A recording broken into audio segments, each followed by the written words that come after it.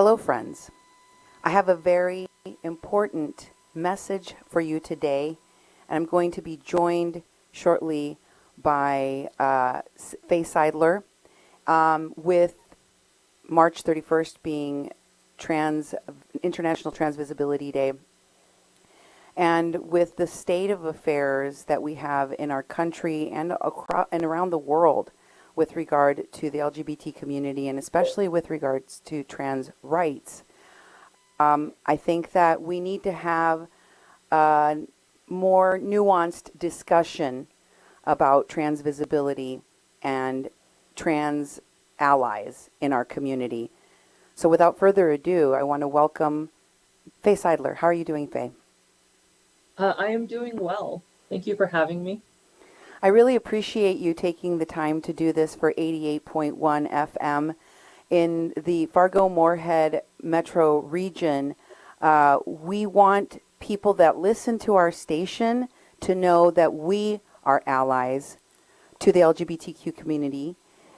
Plus, we want to acknowledge Trans Visibility Day, although it really should be something that we talk about more than one day a year. And I want you to share from what you've been going through as a community member that is an activist that has been fighting day and night for trans rights. What is on your plate right now? Yeah, absolutely. So my primary work is a suicide prevention advocate, and that's something that I do across North Dakota. And the entire goal is to reduce and prevent suicides. And a lot of the work that I've been doing these last 2 months, 3 months now, have really been looking at our LGBTQ plus community members and specifically our trans. There's a lot of bills that are coming out that are going to be impacting trans individuals one way or another. And the really unfortunate part about this is that we often, at a really high level, will talk about these bills in like very siloed ways. Like these bills are going to be about parental rights, or they're going to be about, sports participation or fairness or what have you. But at the core of all these discussions, whether they should happen or not, is we're discussing where trans people belong in our society. And when we have those conversations, we are discussing and putting up for discussion trans, real trans lives, people who are trans, people who are impacted by this. And it's difficult to see those conversations that are very much targeting a community and not be impacted by it. So when we see a bunch of bills, like in North Dakota, that's introduced about 20 bills targeting trans individuals this session, you see a lot of minoritized stress impacting trans individuals, which is going to increase anxiety, suicidality, and depression. So regardless of how these bills play out, regardless of how anyone feels about these bills, we know they have on a community, mental health, and the suicidality and outcomes of that community. So even if these bills all failed, they still have direct harm on these community members in terms of their mental health and in terms of all of these questions that people are bringing up, because often they are conversations about where do trans people get to belong? Where do trans people get to be honored by how they understand themselves and how people refer to them within their lives? Where can they be safe? From my lens and how I see a lot of the work that I do and how I apply myself to some of the bills that we're seeing in community health and suicide prevention, I always think about safety. Like a lot of times we'll talk about pronouns, for example, like should you use a person's preferred pronoun? And that could be for a trans person, it could be she, he, they, something like that. And it's always often framed as respecting or accepting them, but that doesn't matter to me. What matters to me is that person feeling safe? Because when a person is being misgendered, when their pronouns not being honored, how they want to be identified, safe. And if we think about that as like an adult in an employee situation, that's maybe they have a little more options to go somewhere else, even if that might be discrimination. But if we think about a 12-year-old kid and their parents aren't using the pronoun they want, and their school isn't using the pronoun they want, they're not feeling safe anywhere. And when that kid doesn't feel safe anywhere, they're not going to exist anywhere. They're going to run away from home. They're going to run away from school. They're going to experience a lot of stress. They're going to be constantly vigilant about their own safety. And then they're going to start, a lot of things are going to start dominoing for them, whether that be substance abuse, running away, or as they get down these avenues of dealing with that trauma and stress, they're going to lash out in more direct ways that could end up putting them like directly within juvie, that could end up making them homeless and opening them up for being trafficked. As we deny medication for kids, well, what if they then get promised medication from some stranger online, and that's just another avenue to exploit children?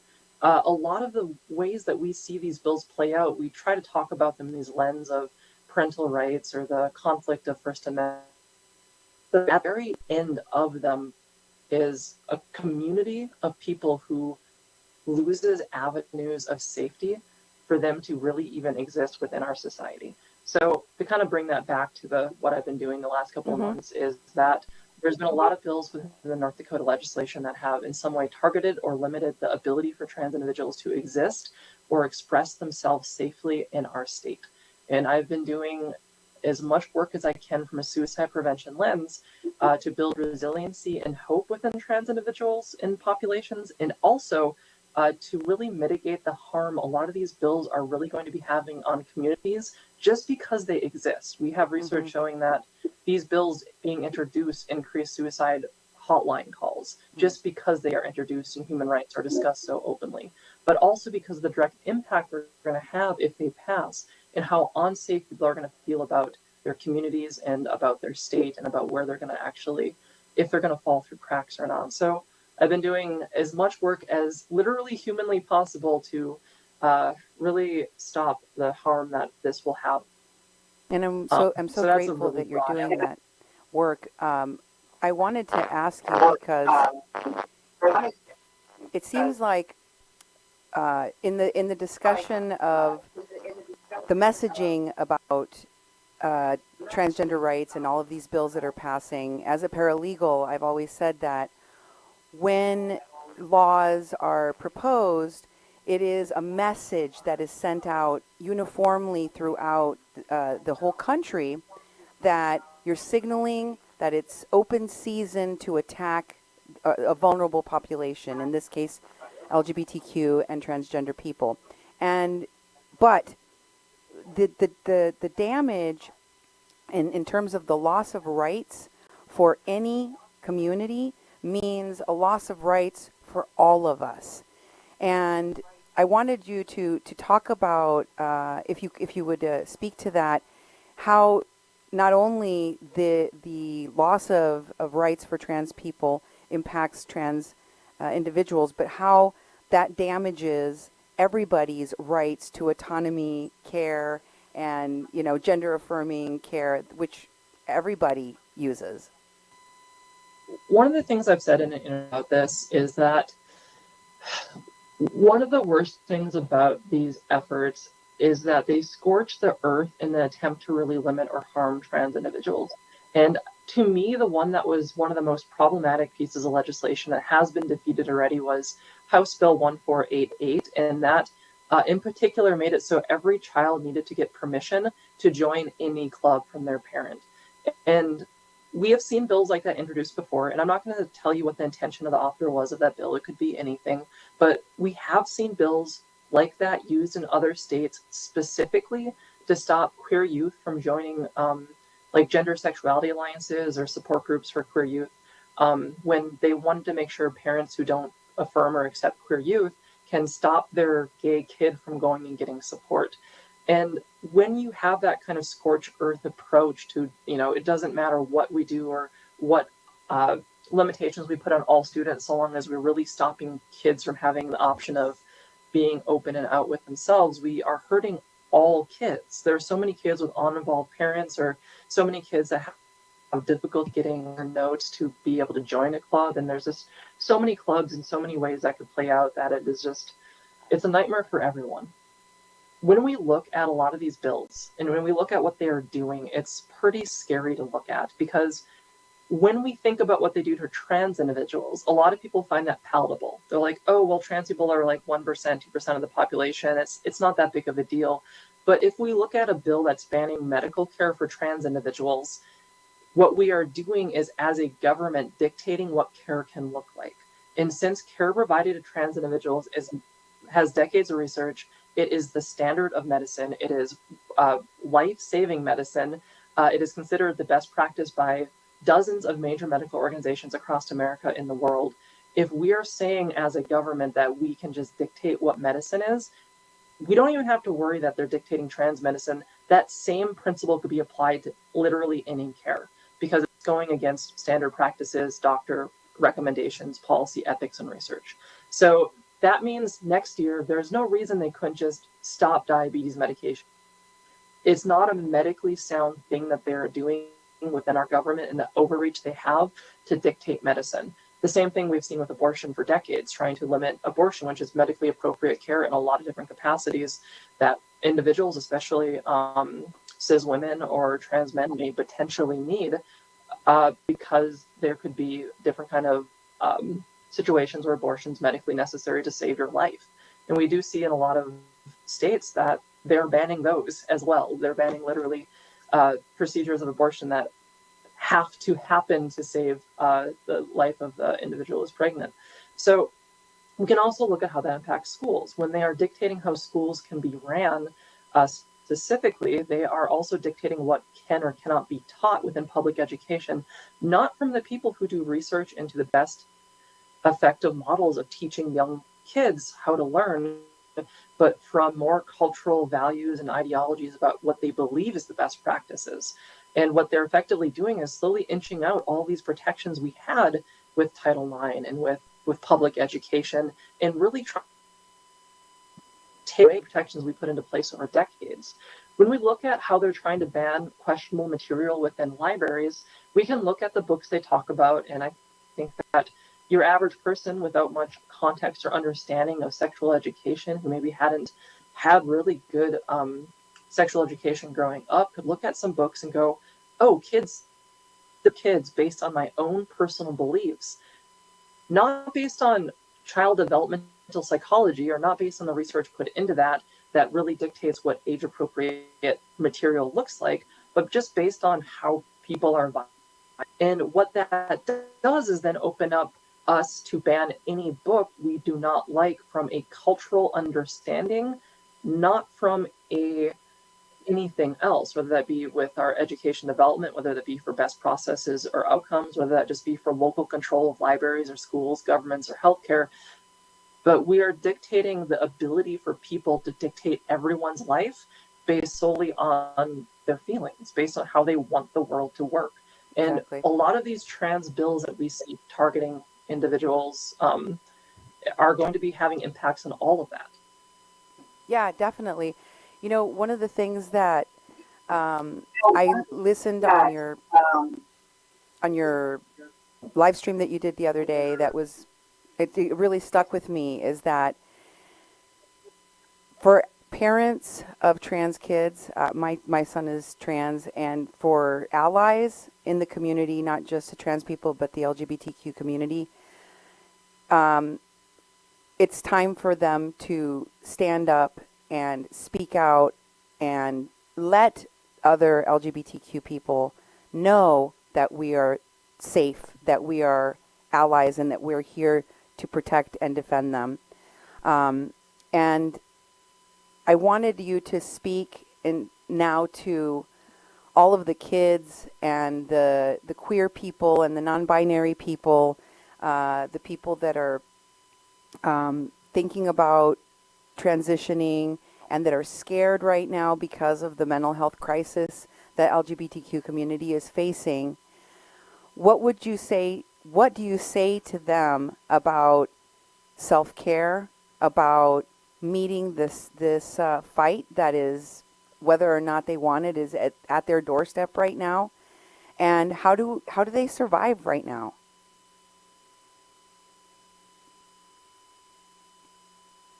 Good question. I think about a metaphor a lot when I think about the work that I do. And I work with people everywhere. As a suicide prevention, I'm working in hospitals, I'm working with social work, homeless sector, I'm working in government, like I'm working everywhere. I work with everyone from the top to the bottom of this entire state. And the thing that is always disheartening to me is that the work is very personal to me. I'm a survivor of suicide, and I know what it's like to get into a situation where it's hopeless and feel like no one cares about you. Fundamentally, nobody. Your parents, your state, your school, no one. And you feel like you're against the entire world. I felt that growing up my entire life. And it directly led to me being disinvested for my future. And what's really sad to me is that I am the expert on LGBT plus outcome data in North Dakota. There's no one else that even does it. And the kids are still experiencing exactly what I did based on the data of being bullied, of dropping out, of running away, of substance abuse. It's all the same. It hasn't really gotten better for thousands, even if we like it does. In North Dakota, it really hasn't. So there's a lot of ways to answer this question. What I think about, though, when doing this work is that I'm out there doing it. And to me, if we were to be very metaphoric in this language, it's a storm out there. It's a storm, a tsunami, whatever you want to call it. It is a nightmare out there. And I'm out there in that storm, building as many shelters as I can to keep people safe. I don't have a home I get to go back to that is safe. And a lot of people do. They'll go back into their home, shut their doors, and have a good night and a safe sleep. And they still work on it. Like, they go out 8 hours a day, they go into the storm, they help me build shelter, but then they go home at night. I don't get to go home. And a lot of kids don't get to go home either. So the good news in that, the news in that is that for a lot of our kiddos and a lot of our queer people and trans folk, these bills don't make our life worse, because our life was already pretty much as bad as it can be in North Dakota. These bills just formalize what our culture looks like right now. Mm-hmm. And that's what bills are. Mm-hmm. People like to think about bills and legislation as being the de facto, this is your rights, this aren't your rights. And that's not what happens. No matter what laws pass, even if they're the most progressive laws in the world, if you had a transphobic or queerphobic state, you're not going to get helped. They're going to do everything they can to work around whatever rights you do have. And a really easy way to understand this is it's discrimination based on sex has been something codified into our Title VII for 50, 60 years. Does sexism still happen? Does racism still happen? Mm-hmm. Like, even though we have these rights, the culture is going to play out how it does. And right now, North Dakota's culture is already as bad as it can be. So these laws passing, because in a lot of cases, they don't make things worse, because they're already as bad as they can be. However, what they do is they do let a lot of people know that it is that bad.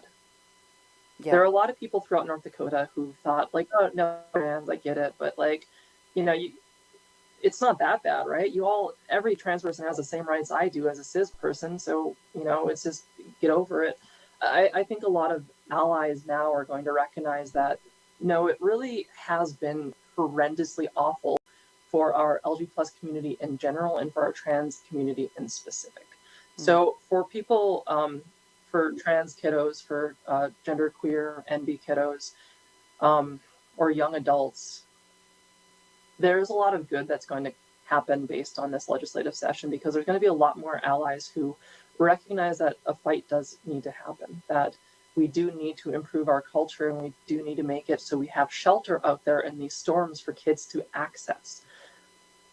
It's also important to recognize the historical movementivism from the start of human history to today, but more specifically from the 1970s, from Stonewall to today. Because back then, if you were a trans person, you could not access hormone therapy almost at all. So, like, that's just what that was for people back then. And you were, or even cross-dressing. That's what the 1970s looked like across most of America. So we are still living in such a better world than we did 50 years ago. And that's not that long.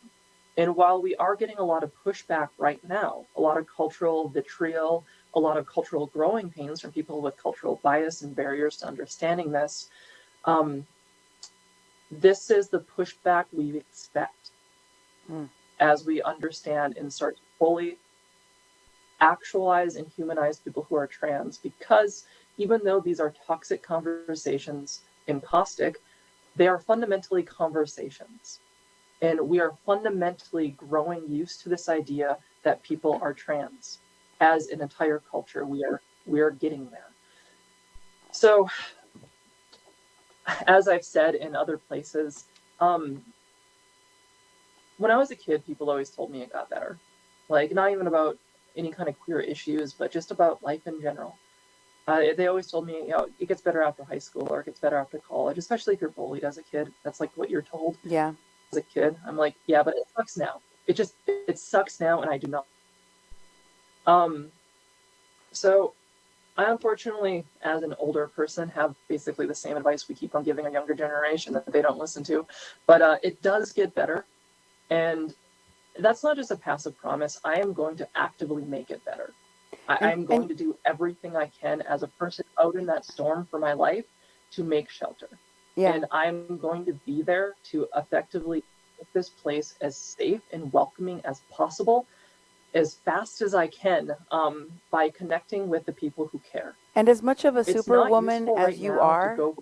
I'm sorry to interrupt, but as much of a superwoman as you are, I don't think that it should be left up to only you. You are trying to make it better and you are actively working on making it better, but also your life depends on it and the life of your community. And as a survivor of suicide attempt, you know what it's like to be in that dark place.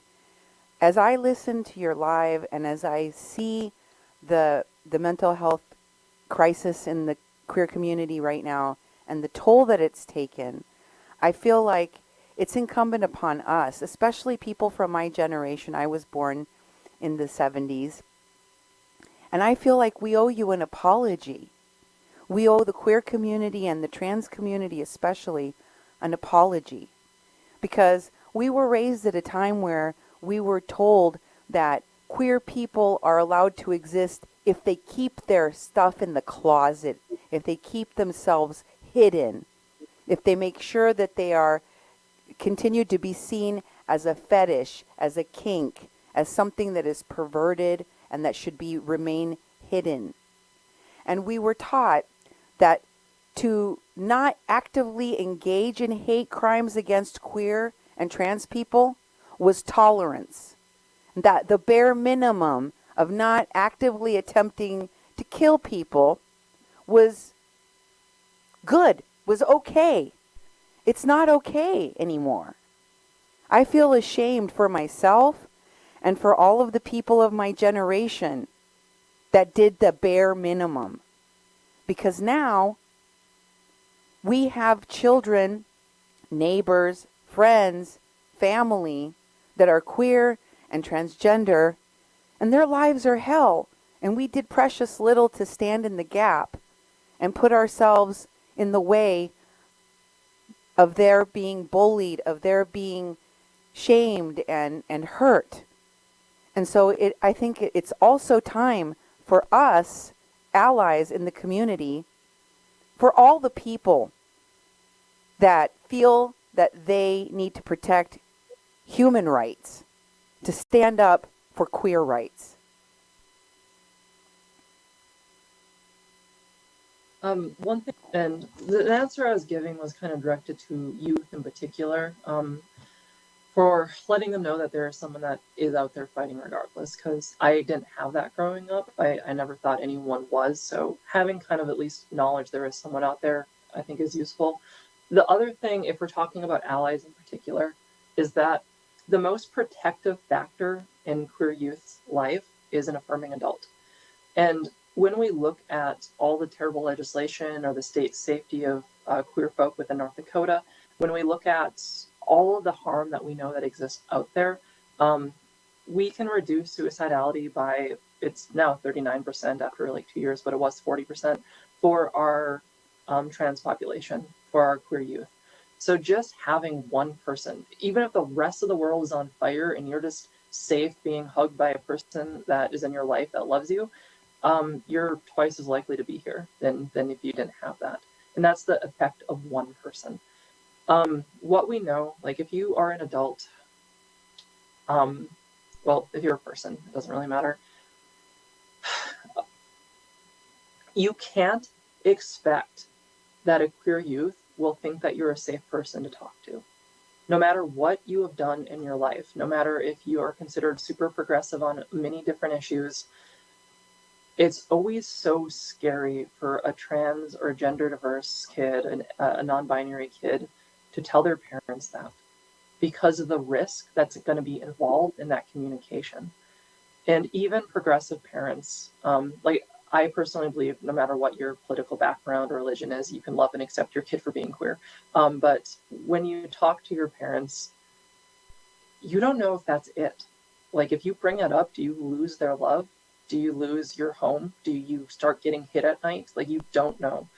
And even parents who tend to be okay on these issues, they often think that they're other people's problem. Like not even in a bad way, they just go, yeah, queer people should be loved and accepted. But then they find out their kid is queer. And then they start to think the world is so scary for being queer. I do not want my kid to be queer. And they have that emotional reaction that they don't necessarily want to have, but it's hard not to internalize that fear and want to keep your kids safe. And the first thing you do is, okay, let's just make sure they're not queer first. Let's stop that from happening. So it's just really, really important that you make it safe for your kids to talk to you about it. I don't mean sit down and ask them if they're gay, because that's going to be a scary conversation no matter what. I mean, just let them know and do your work on it, and just find places for education on it. Read your kid, depending on what age they are, if you're still reading to them, like read them stories about queer people. There are a lot of great books on that. Talk about these issues in positive ways and talk about queer rights and human rights, and even tell them, like, no matter who they are, how they grow up, who they love, your love is not conditional. Even if you take a while to understand it, that is fine. Kids do not expect you to just immediately understand everything. I mean, they might, kids are kids, but they don't want you to just day one be the perfect best ally. They want to know that you're safe still and that you're going to try. And a lot of parents, I think, are afraid about trans issues, not necessarily even because they are transphobic fundamentally, but because they're afraid that they're going to lose their kid, that their kid's going to like distance themselves from them because of religious background or political background, and then grow up and never talk to them again. And I think they're afraid of that too. Like they're afraid that they can't compromise some of the values they have with accepting their kid and loving them and having a good home, but they can. There's not a compromise in any value there when you really look out from a high enough lens. So what I'm really trying to get at here is just that it is on us to make the environment as safe as possible for people to come out. And it's really important that we do that, because if we don't, these kids are going to continue to suffer, but they'll do it in silence. I'm a suicide survivor and don't remember a time that I didn't have suicidal ideation growing up. Like I don't have memories where that wasn't a thing. Like going back to being 10, 11, 12, like it was always there. I don't know when it crept in. I don't know when it started, but it was always there. I never told anyone about those feelings my entire childhood, up until I was 20, and I struggled with them the entire time. And that's because I didn't feel like there was a safe place for me to ever talk about those issues. So when we don't give kids the safety and opportunity to talk to us, not just about queer issues, but about mental health, about how they're doing, about, making sure they don't feel like they're a burden in your life, that's how we lose these kids. That's not necessarily their life, but they stop being invested in their future. And that can mean acting out and all that stuff. So when we think about making life safer for trans individuals within an intersectional lens, we make it safer for all kiddos. And that's kind of the thing that's always important to keep in mind. And what we talked about in that previous question is that there's never a time where we isolate or marginalize a population, and that's good news for everyone. But often, when we make sure that some of our most marginalized individuals are empowered, that tends to make it better for everyone, because it means that there's opportunities for some of our most disenfranchised populations to do well, which means all those folks are falling through the cracks no matter what level of privilege they have, they're getting help that they need. So what we find in suicide prevention work is honestly when you target some of the most marginalized, such as like BIPOC youth, BIPOC LGBT plus youth, um, everyone does better in those circumstances when kids can just be honest with themselves, honest with their feelings, and ultimately just get support. Like all of those intellectual conversations about rights aside, that's all we want is kids to be able to talk about themselves and get support. Like it can be boiled down to that. And a lot of this legislation that we're seeing is creating different little bubbles where you can't do that, where you're no longer going to be safe to talk about it.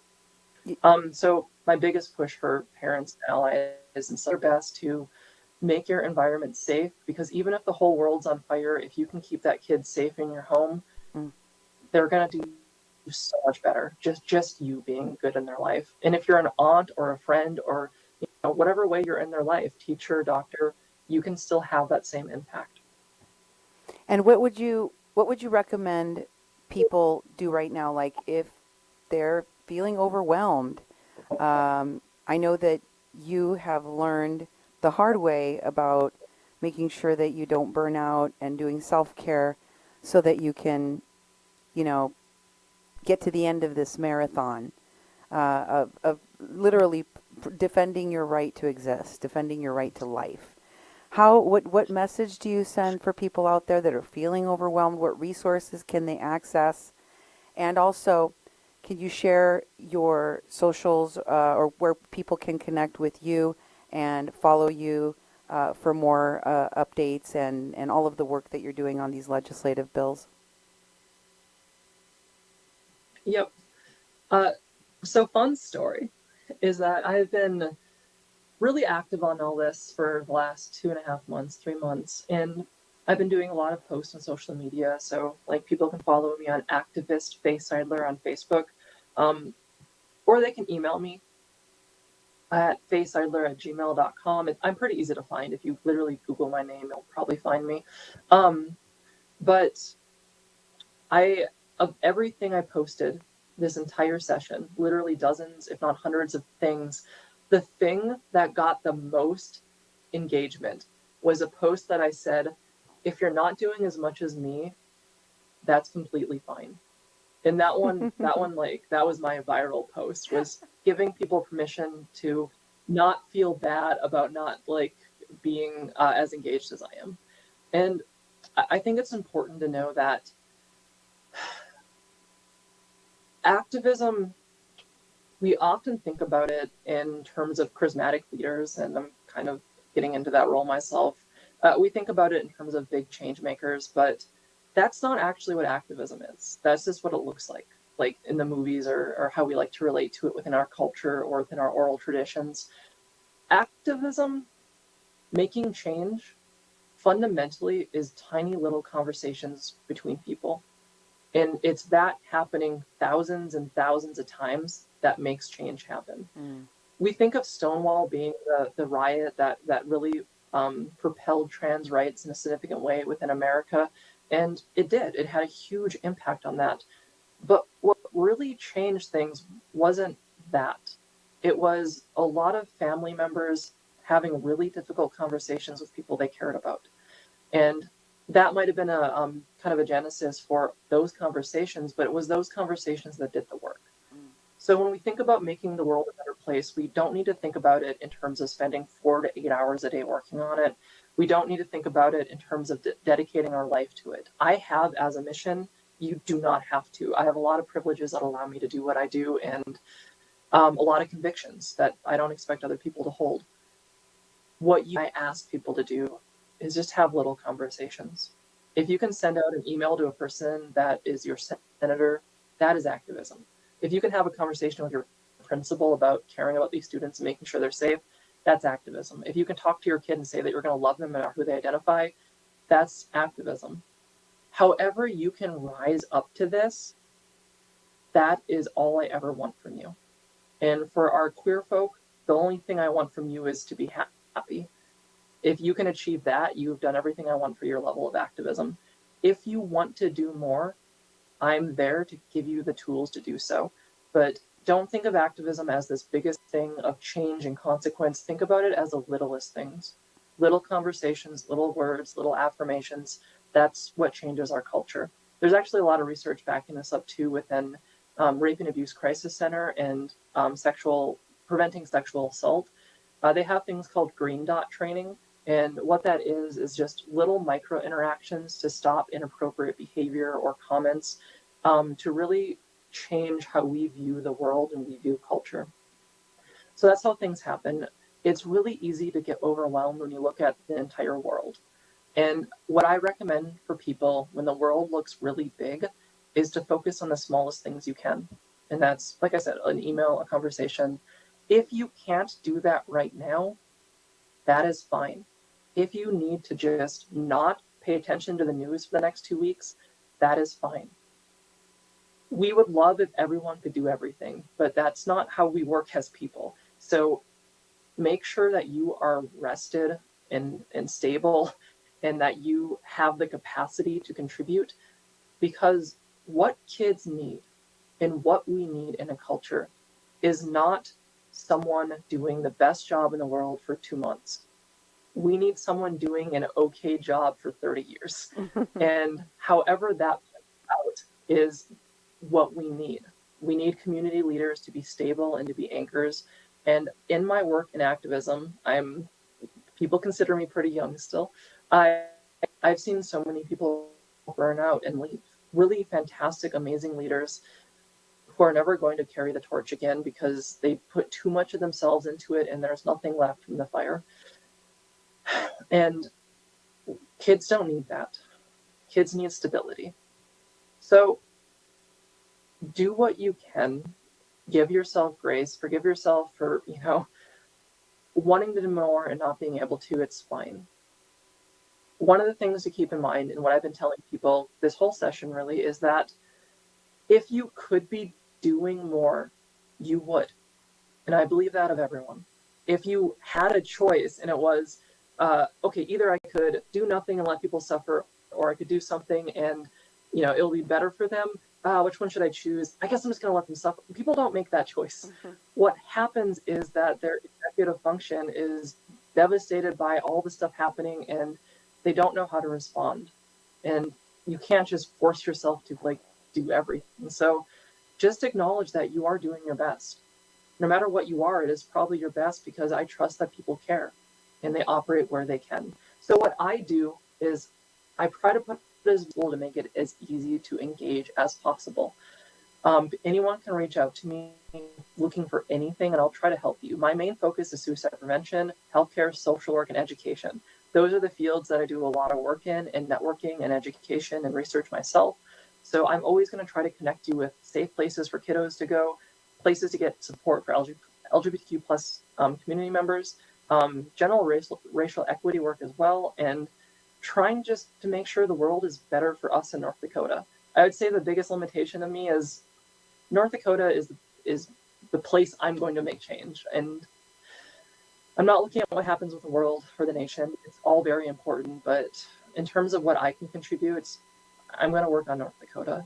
And I'm going to do the best I can to make sure kids in the state are safe.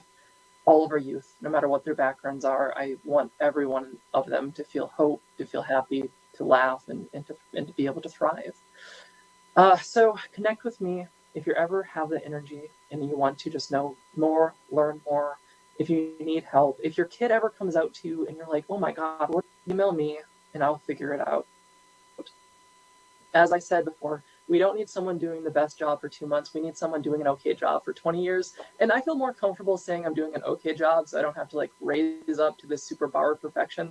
I'm just doing an okay job, and I will be doing it for as long as I'm alive in North Dakota. So if this is something you hear now and you don't think it's going to matter for you for 5 years, but then you start to have a family member come out, I will be here doing the work. reach out to me. Just know you can talk to me and I'll make everything else happen. So I think that's kind of a good ask me. Let me know if there's any follow-up.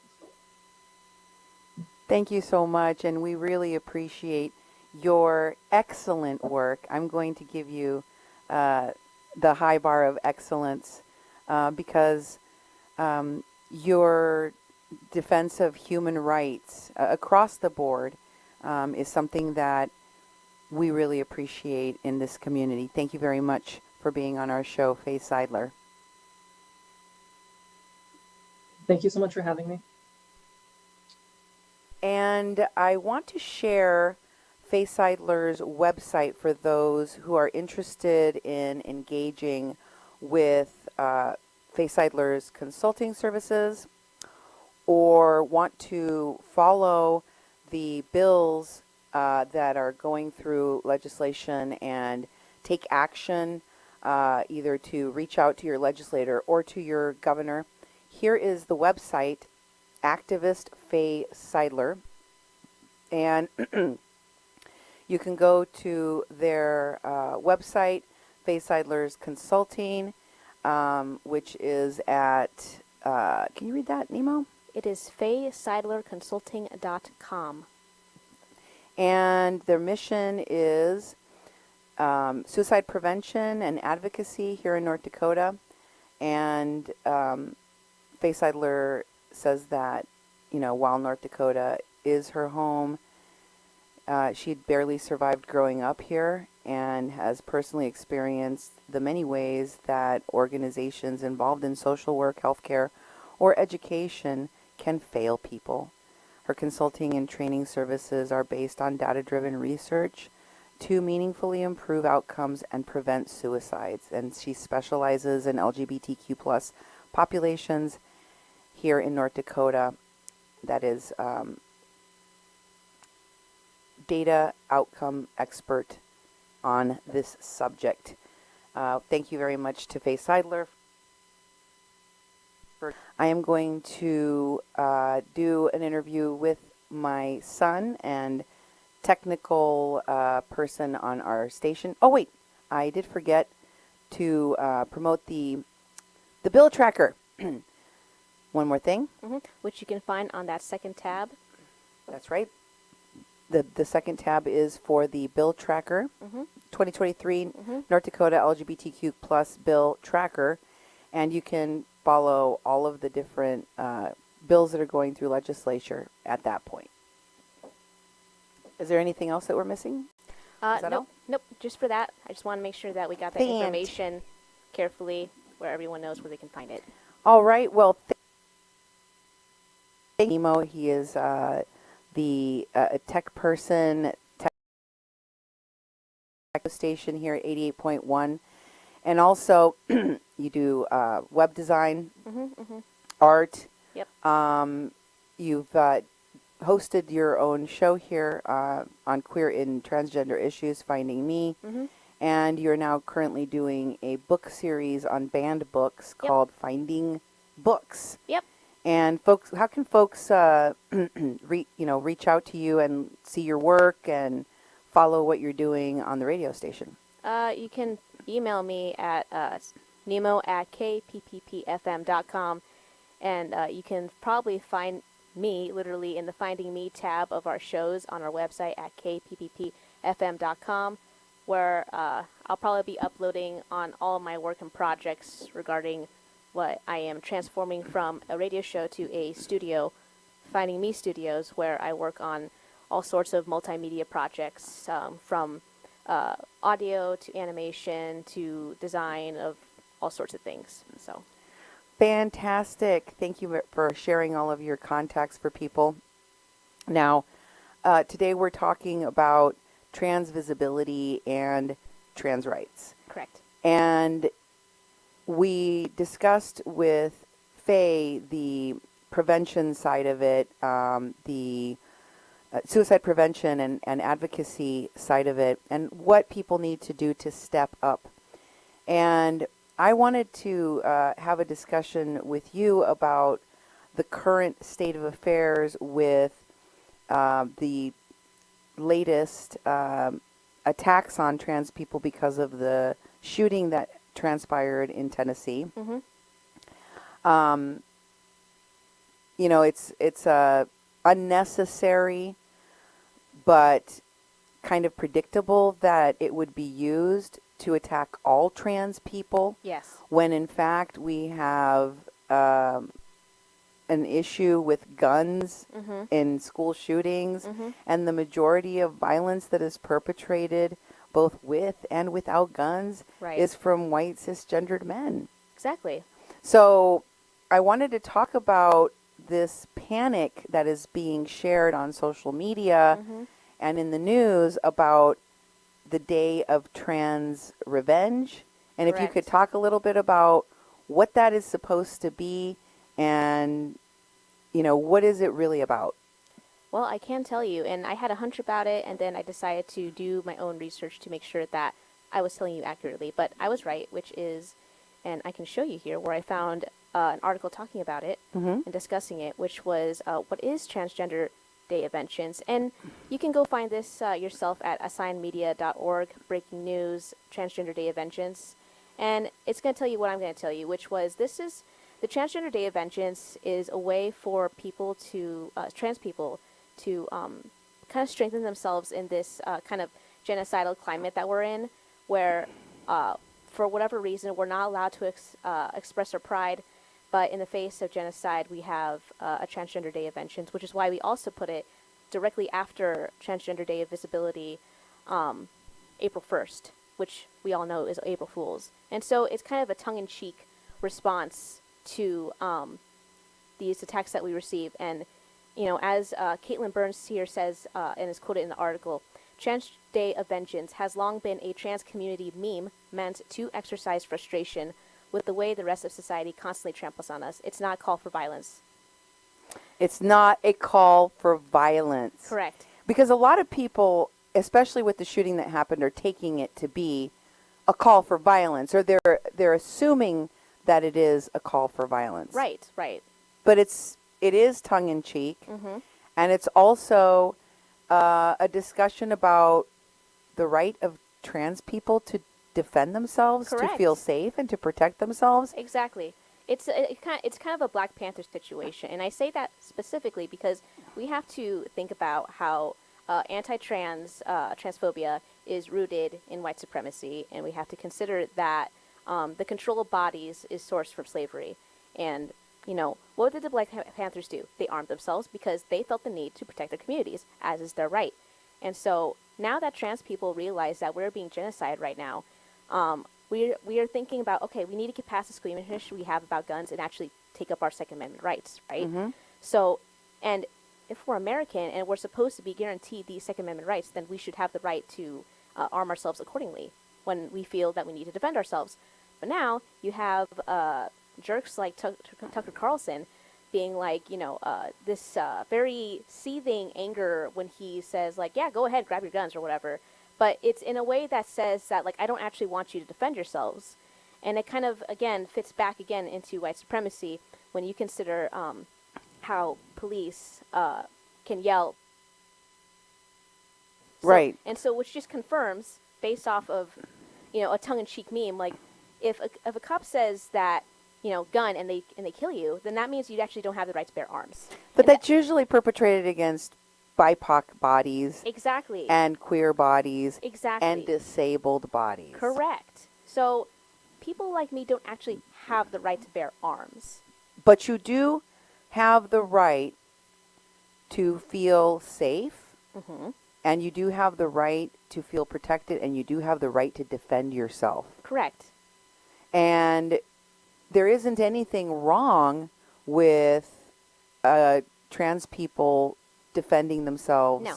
and standing up for their community and to Yep. protect their community. Right. We have the right to protect our community, our families, and our friends, etc. So, And there's nothing wrong with trans people saying that. right. Also, as your parent, as your mom, and as an ally to the queer community, I will, and I know that other allies will, stand up to defend and protect you. Oh, yeah. Because we're not going to stand by No. and watch violence come to our doorstep, come to our family members and friends, and sit idly by and watch and not defend them. Right, right. Like I'm seeing Floridian parents right now testifying to their state legislatures that, like, I can't sit by while you attack my family, and you can't, like, threaten kidnapping my children or my family members without expecting me to also decide to take my right in Florida, where we have our stand your ground law. Are you gonna, like, go up against that? Or is that now no longer my right because you want to take away my trans kids or my trans family members? Now, something interesting that we were talking about with Faye right before this, because, she also brought up the ban on books, and you've been doing a series on banned books. Correct. And she also talked about, gender affirming care and, and other medical treatments being taken away. And, it's a slippery slope because, like the Nehemiah quote, first they came for them and Yes. and then when they came for me, there was nobody left. And I think that a lot of people, if there isn't a gay or transgender person that they personally know or is in their life, they think, this is none of my business. Right. I don't need to be involved. And in fact, if we're being really honest, most people do not know the difference between a transsexual, a transvestite, a Right. transgender person, someone that is non-binary, someone that uses they, them pronouns. Like, they have no concept No. of the differences. They don't understand the difference between sexuality and gender identity. And so having all of these bills and all of this media and all this propaganda in our communities and in our news directed at transgendered people, people in this country have always felt like they can share their opinion even if they don't have any knowledge behind that opinion Oh, yeah. and haven't really studied it. So we're kind of in this time, in this landscape where folks are feeling like, I'm going to give you my opinion about whether or not transgender people should or shouldn't exist, Right. or should or shouldn't have rights, even though I really don't know anything about this topic. Yeah. And I guess what I want you to talk about, or what I want you to speak to, is why is it everyone's business what's happening to transgendered people? Because our rights to our own autonomy, to our own medical care, and, to mental health care, which is another intersectionality Yes. that a lot of people that are transgender also are navigating. Why do we all need to be in this fight? The reason that we should all be in this fight is that the core of the issue here is bodily autonomy, okay?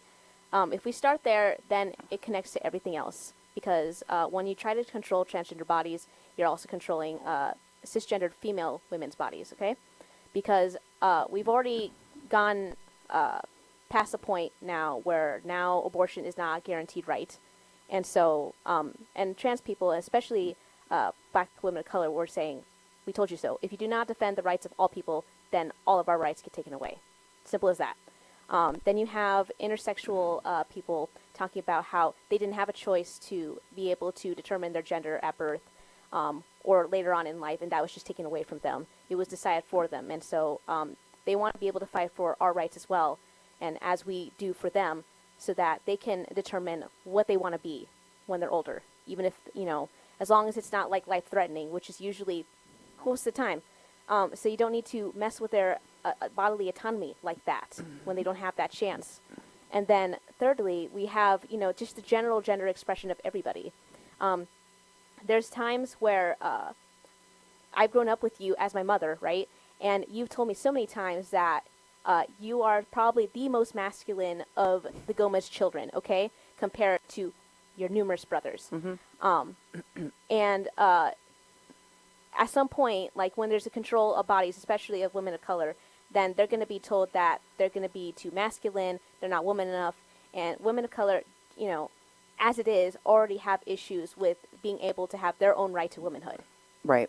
And so it keeps going further, especially with how misogyny, like, I know it's in men's heads that it doesn't affect them, but it does because, Huge. right. And so, and misogyny, is not about like, just fighting the patriarchy. It is fighting how patriarchy affects all of us, okay?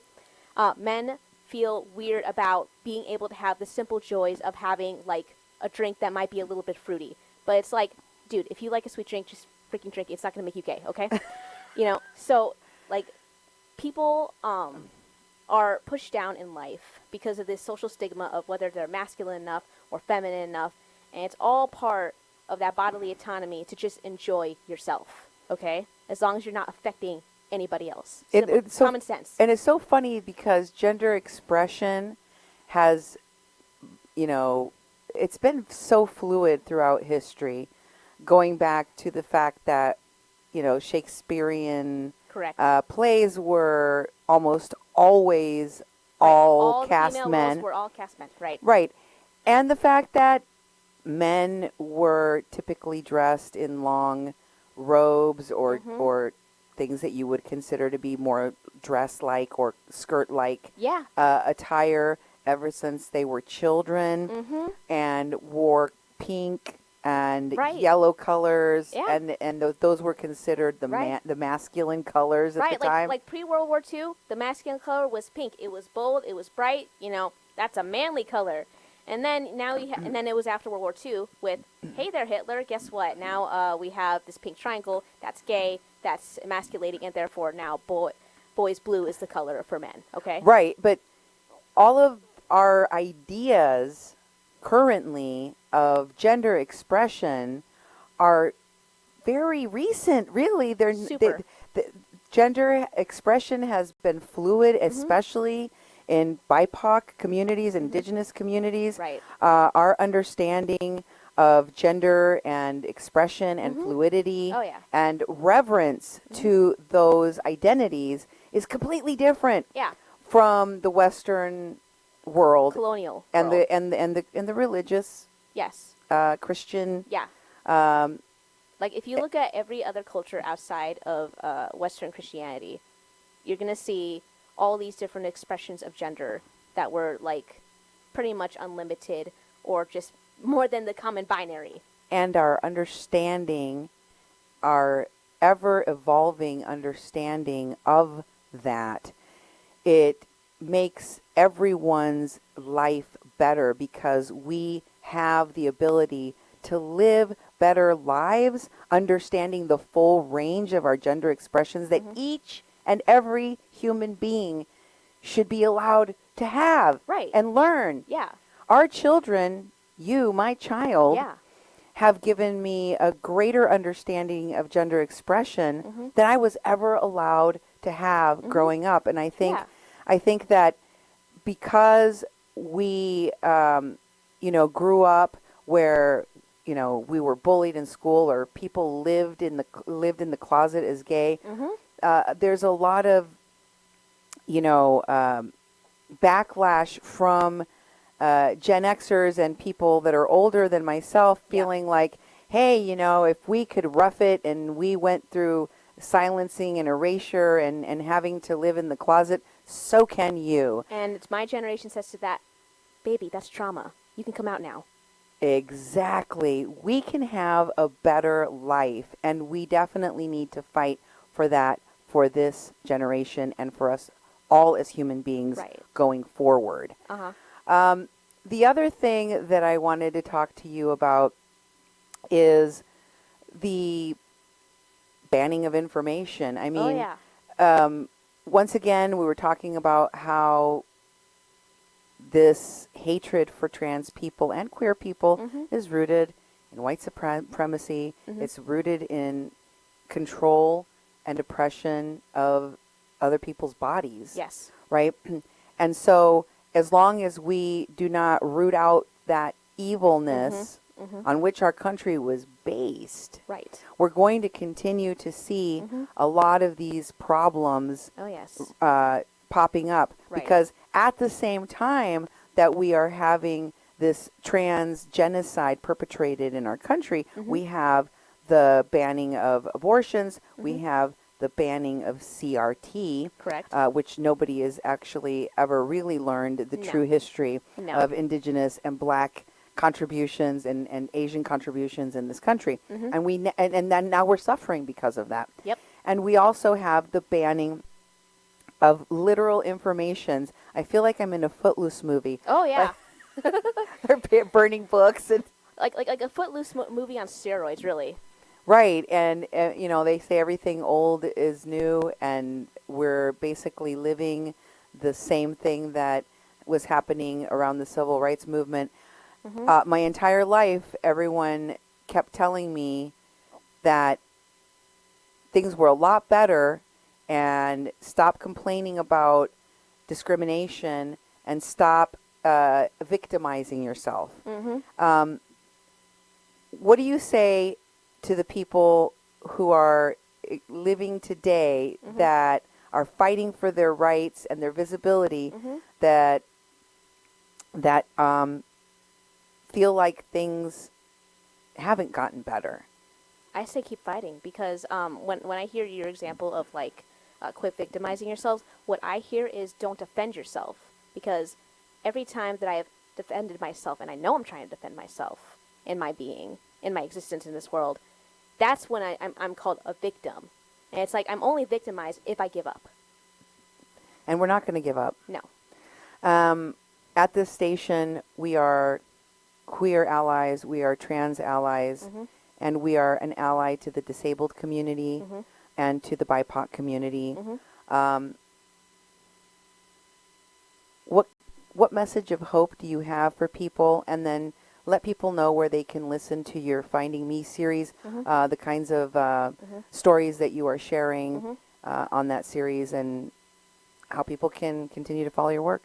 I think my message of hope is that I mean, as an anthropologist, I would like to believe that there will be a calm to this white supremacist rage backlash, as you know, time has shown. And the way I see this is that it is the death rattle of white supremacy, especially in this TikTok era of internet freedom and information, where people are finally being able to share their authentic selves, hear from another perspective, and have a more open mind. And when you have this access to information without all of the censorship, especially with the creative ways internet creators have figured out how to share our message in the most honest way possible, despite that censorship, then you can't be told who you are, because you already know who you are now. No one can tell you otherwise, and this will pass. You know, you just have to keep fighting for it. You have to survive, and it's either fight or survive. And the important thing is that you outlast everyone else. Okay?